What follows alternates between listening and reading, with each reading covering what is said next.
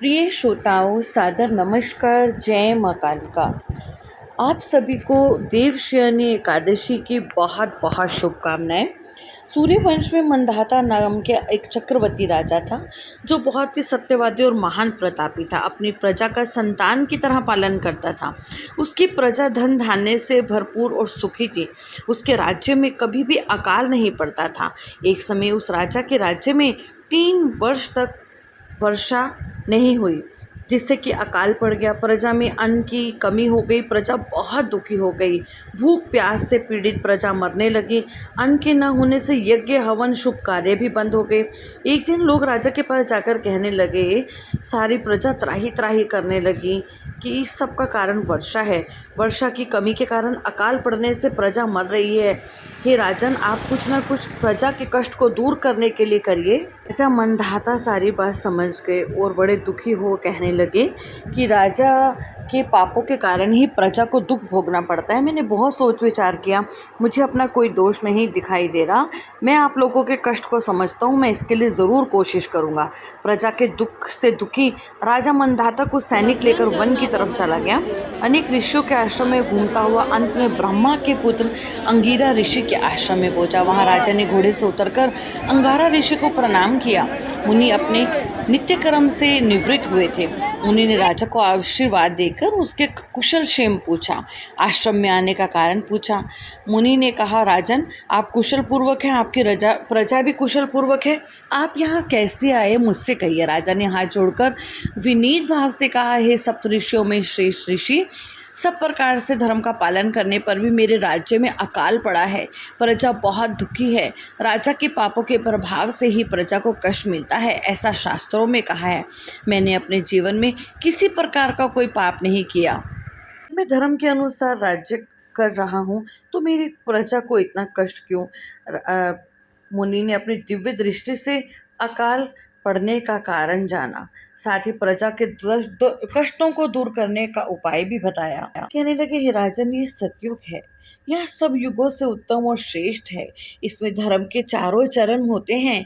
इस युग में धर्म की सबसे अधिक उन्नति है। इस युग में धर्म का पूरी तरह पालन किया जाता है। लोग ब्रह्मा की उपासना करते हैं। केवल ब्राह्मणों को ही वेद पढ़ने का अधिकार है। ब्राह्मण ही को तपस्या करने का अधिकार है। राजन, आपके राज्य में जिस व्यक्ति को जो कार्य सौंपा गया है वो नहीं करता, आप इसे जानने की कोशिश कीजिए। तप करने का अधिकार जिसे नहीं है वो भी तप करने का प्रयत्न कर रहा है। शूद्र के तपस्या करने की वजह से आपके राज्य में वर्षा नहीं हो रही। आप प्रजा का भला चाहते हैं तो सब कार्यों को छोड़कर अपने कार्य क्षेत्र को ठीक कीजिए। राजा ने कहा कि मैं अपने प्रजा के लोगों को अपना धर्म पालन करने की सलाह अवश्य दूंगा, परंतु किसी महत्वाकांक्षी को अपनी उन्नति करने से नहीं रोकूंगा। इस दोष से छूटने का कोई और उपाय बताइए। ऋषि बोले, राजन, तुम अन्य उपाय जानना चाहते हो तो मैं एक सुगम उपाय कहता हूँ। आषाढ़ मास के शुक्ल पक्ष की पद्मा एकादशी का विधि पूर्वक व्रत करो। इस व्रत के प्रभाव से तुम्हारे राज्य में वर्षा होगी, प्रजा सुखी होगी। इस व्रत से सब सिद्धियों को देने वाला, समस्त उपद्रवों को नाश करने वाला ये व्रत आपको भोग और मोक्ष देगा। इसे देवशयनी एकादशी भी कहा जाता है। इस व्रत के प्रभाव से चातुर्मास तक वर्षा होती रहती है। इस एकादशी का व्रत तुम प्रजा, सेवक और मंत्रियों के साथ करो। मुनि के ये वचन सुन राजा अपने नगर को लौट आया।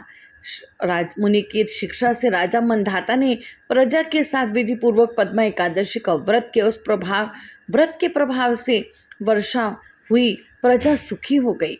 पद्मा एकादशी का व्रत इस लोक में भोग और संपन्नता तथा परलोक में मुक्ति देने वाला है।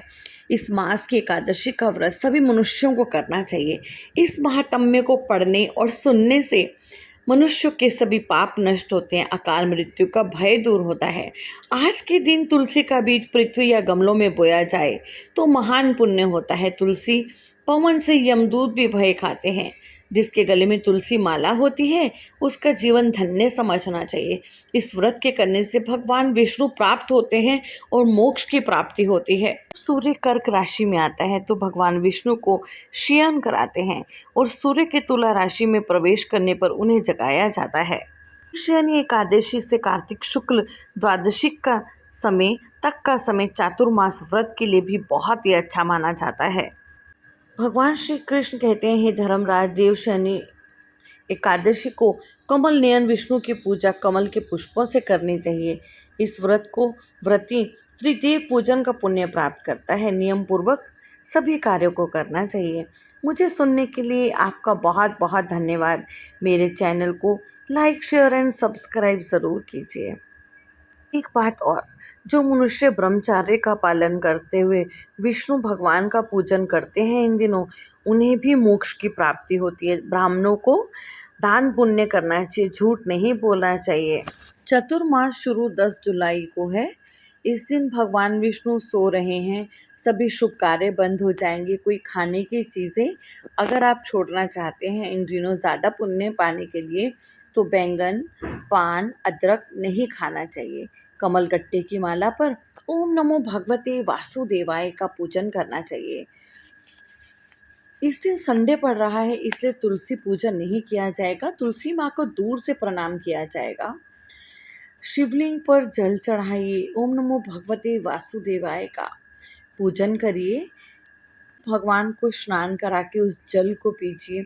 उस जल को आप पूरे घर में उसका छिड़काव कर सकते हैं। नमो भगवते वासुदेवाय। ओम नमो भगवते वासुदेवाय।